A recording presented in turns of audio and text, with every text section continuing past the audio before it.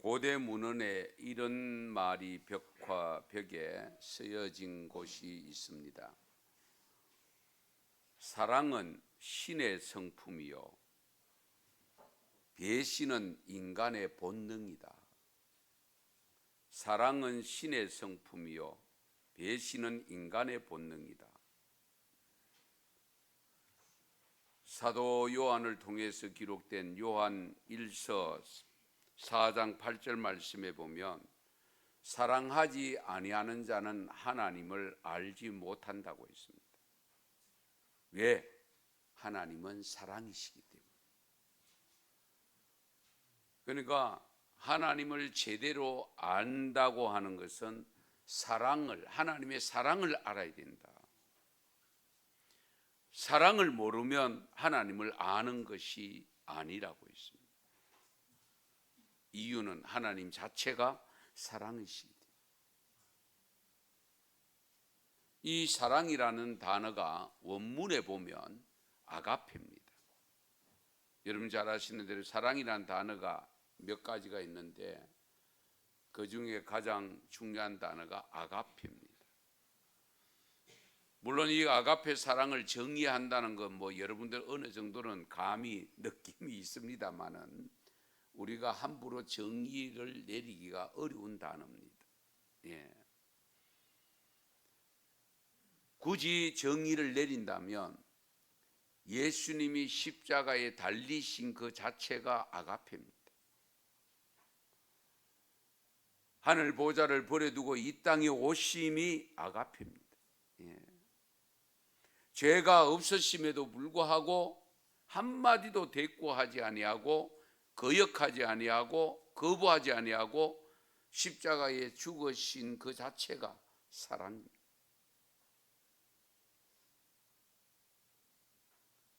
그래서 라틴어로 보면은 사랑이라는 단어를 쓰고 있는 의미가 어떤 의미가 있는가 하니까 사랑은 고뇌다. 고뇌. 전능하신 우리 하나님께서 우리 인간을 사랑하시기 위해서 고뇌하셨다. 내가 세상에 내려가야 되나 말아야 되나. 예수님도 십자가에 달려야 되나 말아야 되나. 그 고뇌가 사랑이라는 거예요.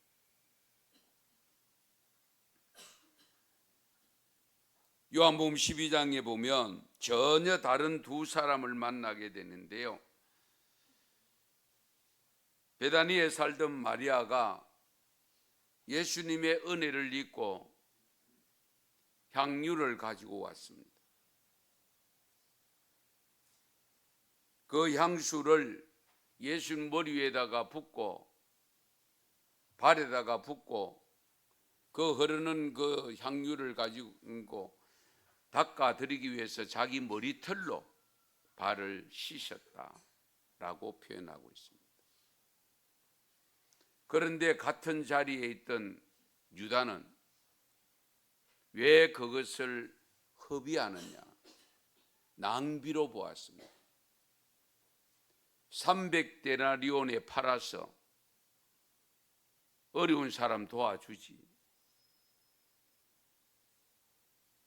이치는 이성적인 생각은 굉장히 그럴듯합니다.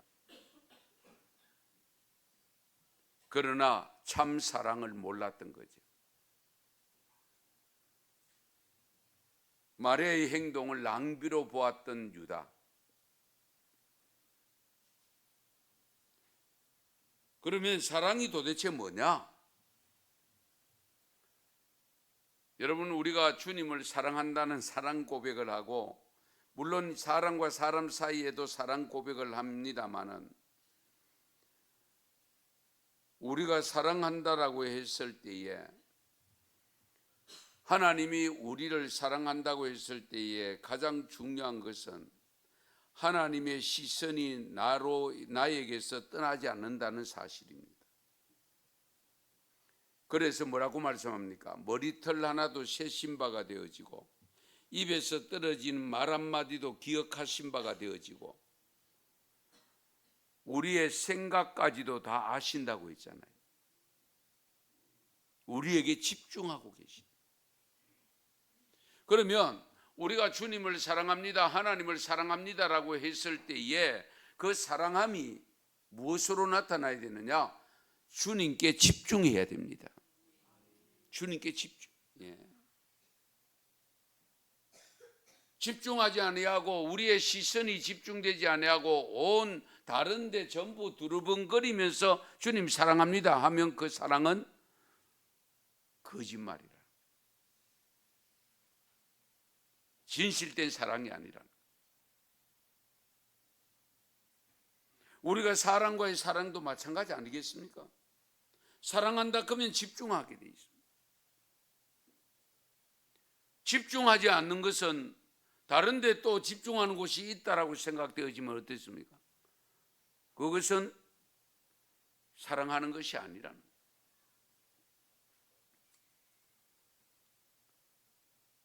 가룟 유다의 행동이 조금이라도 이상스러웠으면은 제자들이 가룟 유다를 그냥 두지 않았을 것인데 겉으로 보기에는 유다가 별 문제 없고 잘하는 것처럼 보였습니다마는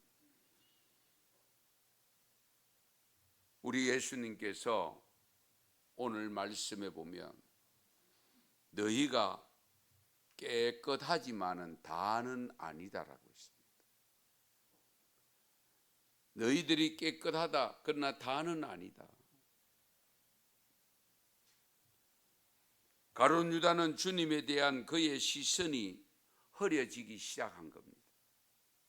부름받아 처음에는 상당히 집중하고 있는 듯하고 그래서 재정까지 예수님까지 13분의 재정까지도 맡겨놨는데 점점 그의 시선이 흐려지기 시작합니다.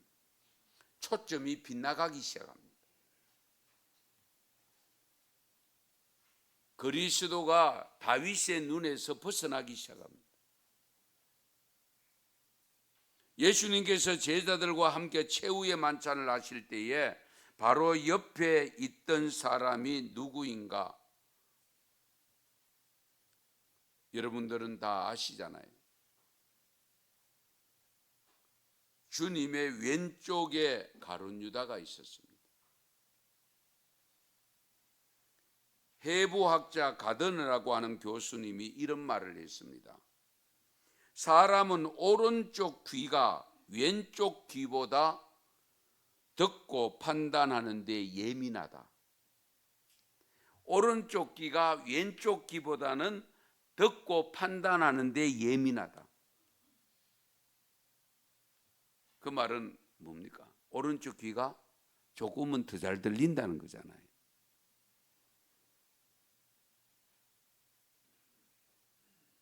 가룟 유다가 지금 주님의 어느 위치에 있느냐? 왼쪽에 앉았습니다. 주님의 왼쪽에 앉다 보니까 가룟 유다의 귀는 오른쪽 귀가 주님과 가까이 있잖아요. 예.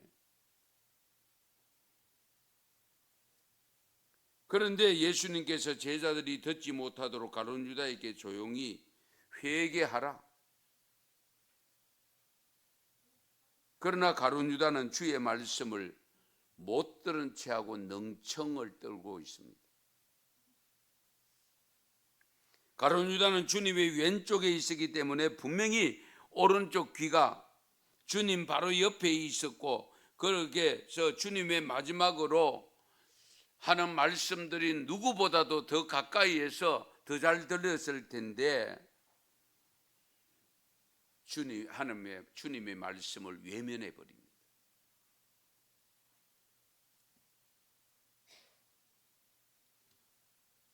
왜 예수님께서는 그 가룟 유다에게 아무 말씀도 직접적으로 하지 않았을까? 가룟 유다가 예수님 자신을 배신하는데도 왜 말씀을 하지 않았을까? 만약 주님께서 가룟 유다가 배신자라고 그곳에서 폭로했다면 어떤 현상이 생겼을까요?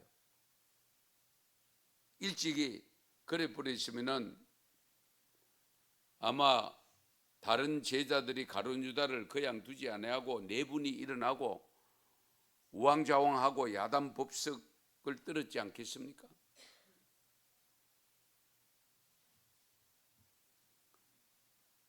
주님께서 상당히 마음 아파하며 괴로워하시면서 하신 말씀이 이 중에 한 사람이 나를 팔리라.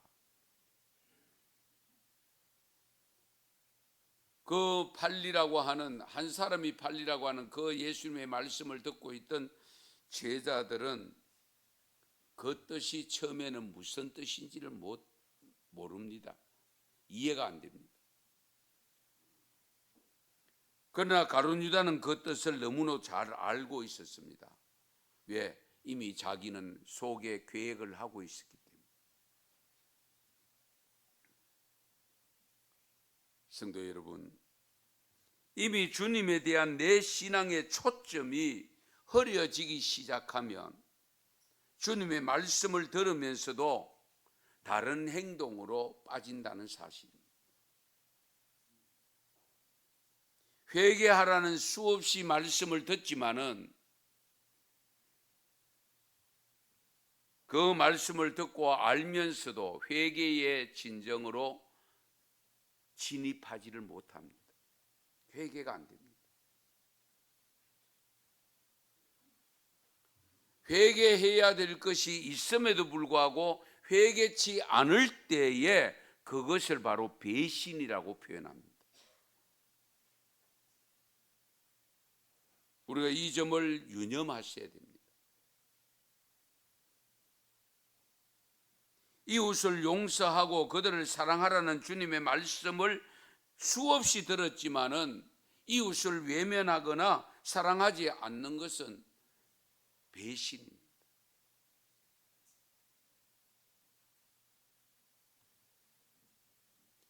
예를 들어 볼게요. 어느 부모가 자녀들을 두고 뭐 둘이든 셋이든 두고 너희들끼리 형제끼리 잘 우애 있게 지내라. 그런 말씀들은 보통적으로 하잖아요. 그렇죠? 그렇게 평소에 일러 주었음에도 불구하고 형제끼리 우애 있게 지내지 않으면 부모를 배신하는 겁니다. 예.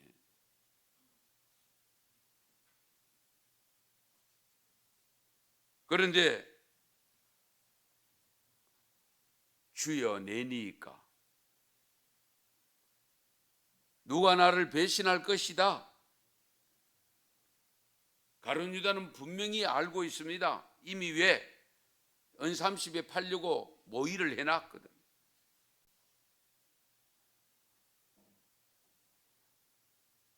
명명백백히 알고 있지만은 주여 내니까 엉뚱한 소리야. 이것이요 원문적으로 들어가면 전혀 다른 의미입니다. 라비어 나는 아닙니다. 그런 뜻입니다. 내니까 의문적으로 말씀한 것 같은데 물은 것 같은데 원어적으로 들어가면 라비어 나는 아닙니다. 예수님을 부를 때 라비어 불러가 됩니까? 라비는 선생이란 뜻입니다. 스승이란 뜻입니다. 지금까지 예수님을 3년 동안 따라다니면서 어떤 분인가를 분명히 제대로 알고 있음에도 불구하고 그 예수님을 향한 시선이 흐려지고 새 속에 물이 들어서 결국은 은30이 돈의 물질에 눈이 어둡다 보니까 랍비라고 부르고 나는 아니라고 표현했습니다. 그런데 다윗이 이러한 현상이 어디로부터 생겼느냐? 오늘 요한복음 13장 27절에 보면 사탄이 그 속에 들어갔다고 있습니다. 잘 알으셔야 됩니다. 사탄이 그 속에 들어갔다.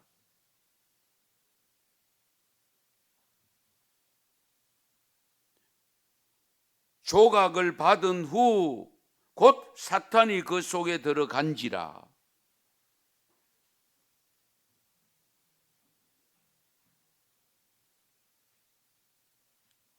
삼가 조심해야 될 것이 바로 이 부분입니다.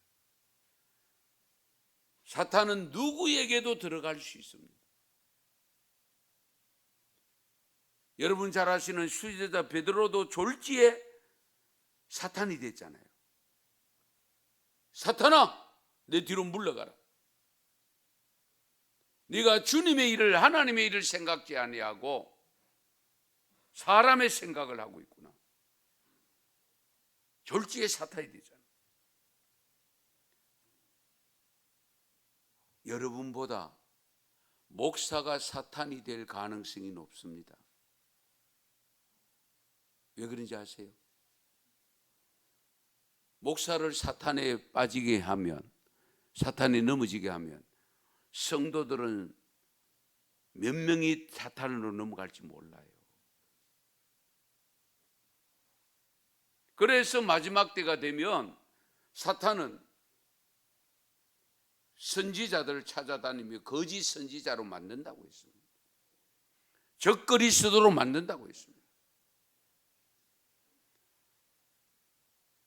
그래서 여러분 기도하실 때에 우리 담임 목사님 사탄이 안 되게 해달라고 기도하셔야 돼요. 예. 아니 정말입니다. 떡한 조각 받아든 유다에게 사탄이 들어가.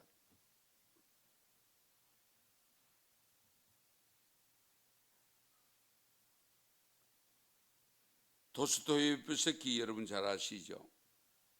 청년 시절에는 방탕한 삶을 살았습니다.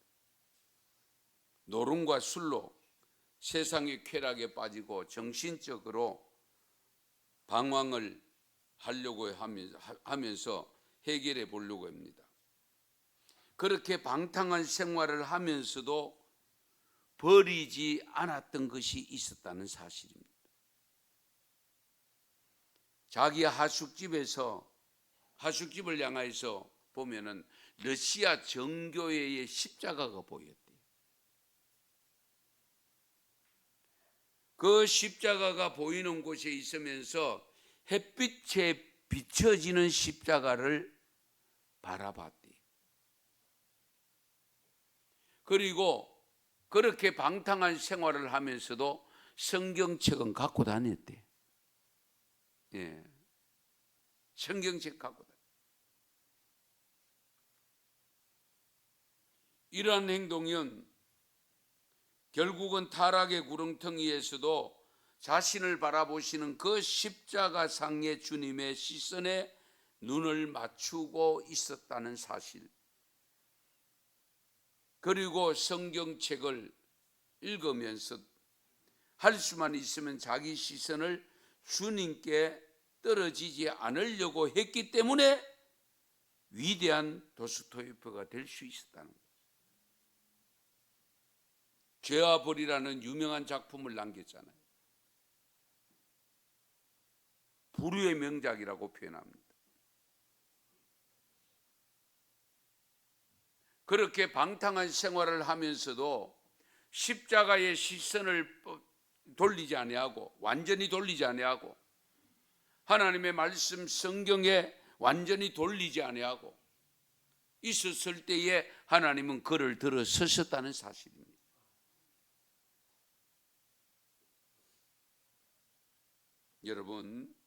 여러분의 생각을 주님에게 시선을 고정시키고 산다면 무엇이든지 할 수 있습니다.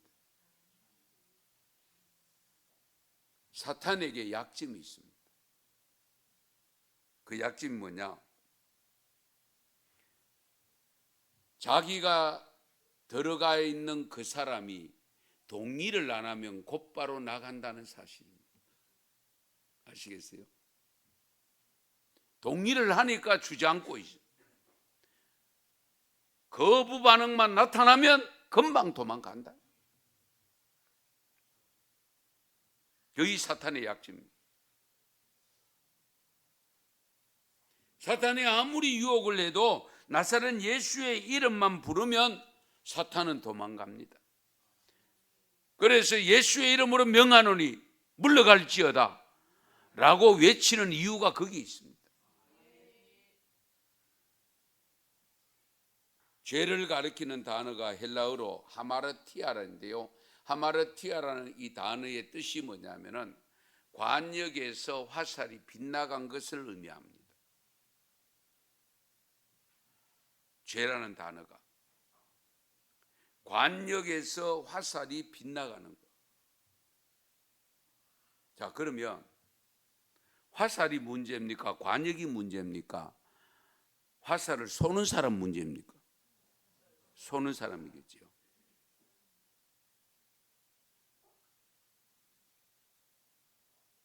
이 점을 항상 염두에 두셔야 됩니다.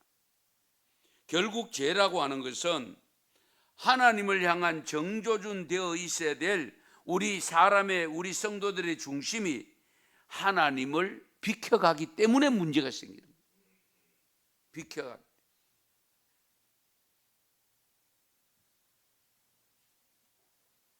우리의 마음이 하나님을 떠나 있으면 결국 관역에 맞출 수가 없죠.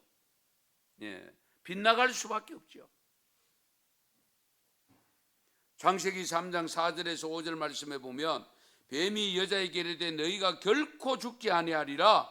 너희가 그것을 먹는 날에는 너희 눈이 밝아져서 하나님과 같이 되어서 선악을 알게 하는, 그래서 하나님을 알게 된다.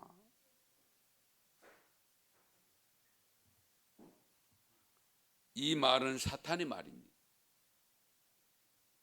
하와가 사탄의 유혹에 흔들려서 하나님을 향해 있던 그 하와의 마음이 사탄의 말에 정조준했던 겁니다. 그렇기 때문에 이 하와와 아담은 하나님의 말씀을 잊어버렸습니다. 당산에 있는 다른 거 다 따먹되 선악을 알게 하는 저 나무 열매만은 먹지 말라. 하나님의 말씀에 정조준되어 있으면 그 말이 가장 우선으로 들려야 되고 그 말이 마음속에 담겨져 있어야 되고, 사탄이 그렇게 유혹할 때도 하나님의 말씀이 생각났으면 사탄의 말을 무시하지요. 그런데 이미 하와의 마음이 하나님과 정조준되어 있는 것이 비켜가고 있었다. 그래서 사탄의 말을 유념하게 되어지고, 그리고 난 다음에 동산을 보니까 평소에는 모르고 지냈던 그 사고, 그 선악과가 보암직도 하고 먹음직도 하고 갖다 놓고 선반에 올려놓고 보고 싶기도 하고 그랬다고 했잖아요.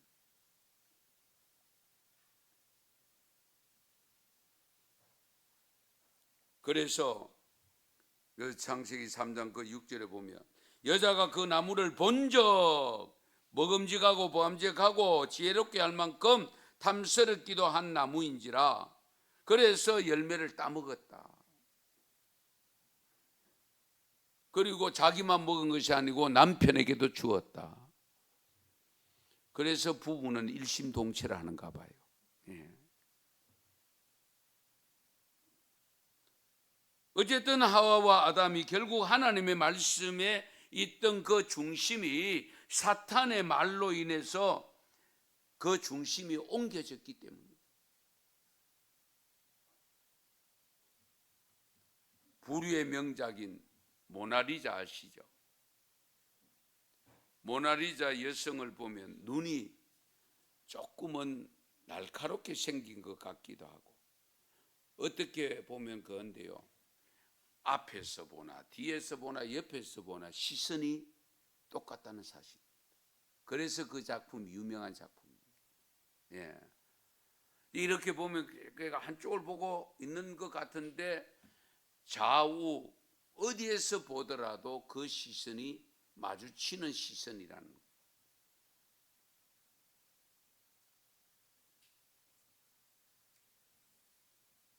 이 모나리자는 어쨌든 그래서 유명한 작품이 됐는데요, 주님이 어디에 계시든 언제나 저와 여러분의 시선이 주님과 마주치는 삶이 되어져야 됩니다. 그래야 곁길로 가지 않습니다. 예. 하는 일이 잘 되든 못 되든, 내가 가고 싶은 곳을 가든 가기 싫은 곳을 가든, 내가 맡은 일이 쉬운 일이든 힘든 일이든 상관없이 늘 주님의 시선과 마주치는 모습, 그럴 때에 내가 곁길로 가지 않습니다. 빗나가지 않습니다.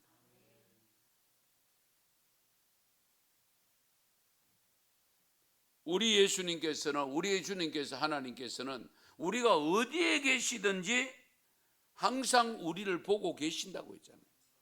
우리에게 시선을 주고 계신다 했잖아요. 심지어 너희들이 엄부에 내려갈지라도 거기에도 계신다고 했습니다. 이 점을 우리가 깊이 해야 되죠. 예. 가룟 유다만의 문제가 아닌 오늘 우리의 문제고요, 인간들의 문제가 심각하게 대두되고 있는 것이 오늘날 우리 사회를 보면 역시 사랑과 배신입니다. 환멸을 느낄 정도로 저 사람이 나를 사랑했는 거 맞나? 스스로가 의심할 정도로 배신자들이 생깁니다.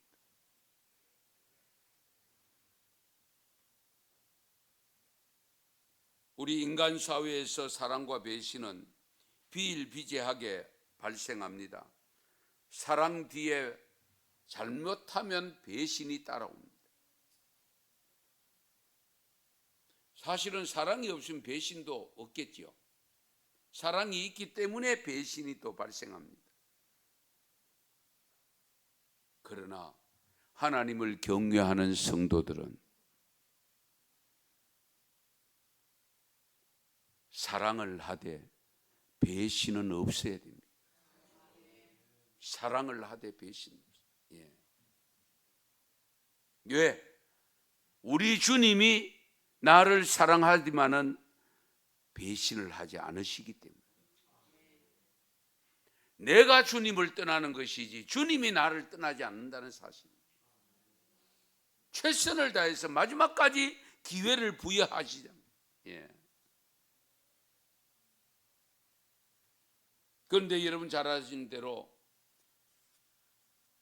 베드로는 최후의 경고를 듣고 돌아왔습니다. 가룟 유다는 최후의 경고를 듣고도 결국 배신의 길로 갔습니다. 결국은 내 자신입니다.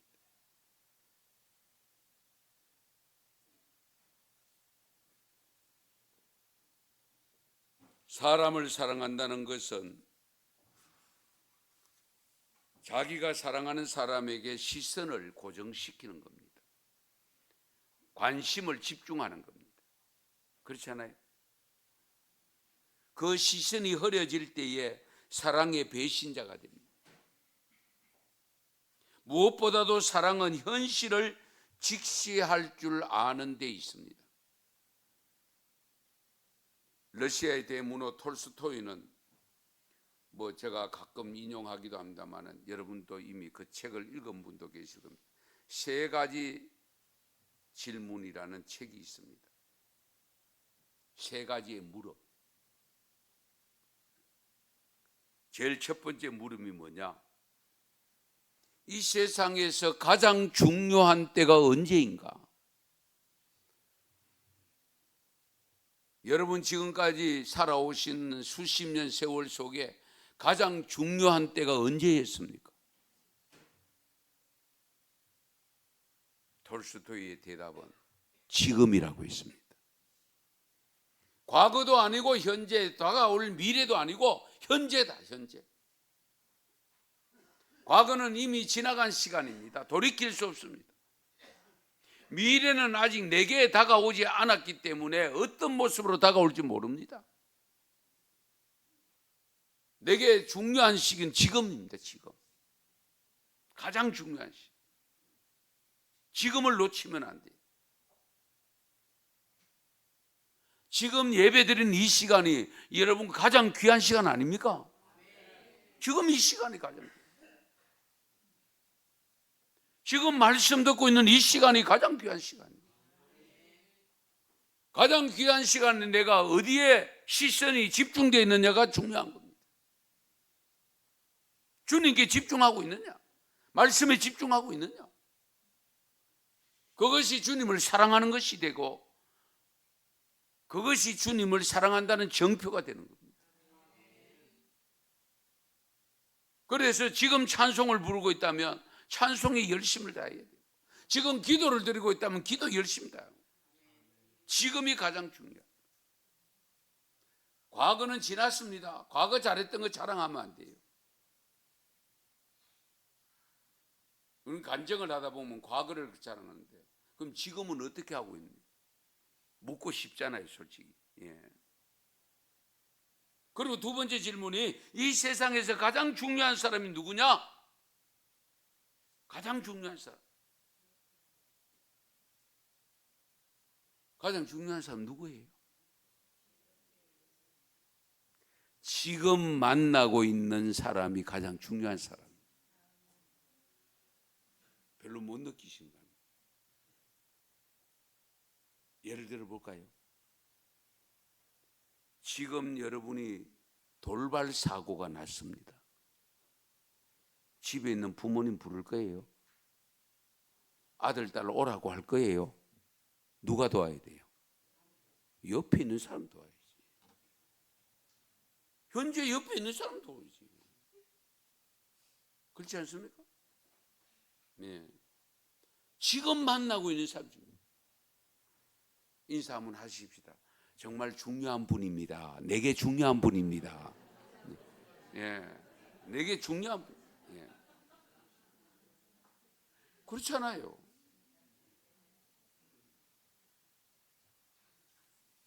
현재 만나고 있는 사람이 가장 중요한 분이라고. 예. 그러면서 세 번째 마지막 질문이 뭐냐? 이 세상에서 가장 중요한 일이 무슨 일이냐? 지금 내가 만나고 있는 사람에게 선한 일을 하는 것, 그게 가장 중요한 일이에요.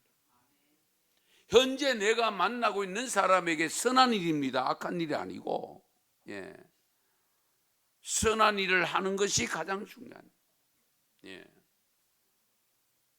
그러니까 인사라도 말 한마디라도 잘하는 것이 가장 중요한 일이고, 그렇잖아요. 격려되고 힘이 되고 은혜가 되고 그게 가장 중요한 일이라는 거예요. 내가 현재 만나고 있는 사람에게 과일이라도 하나 사드리고, 예?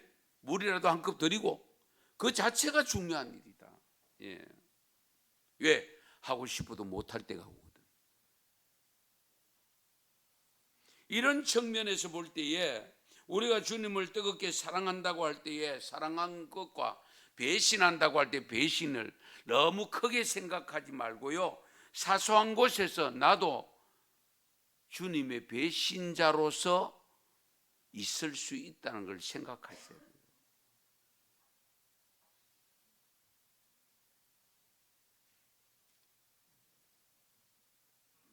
주 2세기 유명한 폴리캅이라는 분이 로마법을 어겼다는 이유로 사형장에 갑니다. 사형을 집행하는 집행관이 마지막으로 기회를 주겠다. 무슨 기회냐? 예수를 저주한다는 말 한마디만 하면 당신 살아간다. 안 죽는다. 그때의 폴리캅이 그 사형 집행관에게 이런 말을 건넸다고 합니다. 내 80평생에 주님께서는 단 한 번도 나를 배신한 적이 없는데 내가 어찌 내 생명을 위해 주님을 배신할 수 있는가? 80평생에 주님은 한 번도 나를 배신한 적이 없는데 내가 내 생명 건지려고 어떻게 내가 배신할 수 있겠냐? 그래서 순교했던 거예요. 사도 바울이 순교할 수 있었고, 순교한 분들의 공통점은 바로 이 부분입니다. 주님으로부터 받은 사랑이 너무 크고 그 큰 사랑을 배신을 할 수가 없었기 때문에 순교자의 길을 걸어갈 수 있었던 겁니다. 사순절 마지막 한 주간 남겼습니다. 종려주일입니다. 정말 주님이 나를 사랑하셔서 당신의 생명을 주신 것 생각하며 우리가 그 주님의 시선에 집중하고 관심을 집중해서 벗어남이 없이 배신함이 없이 정말 순교할 기회가 왔을 때에 순교라도 할 수 있는 믿음으로 살아가시기를 축원합니다. 축복합니다.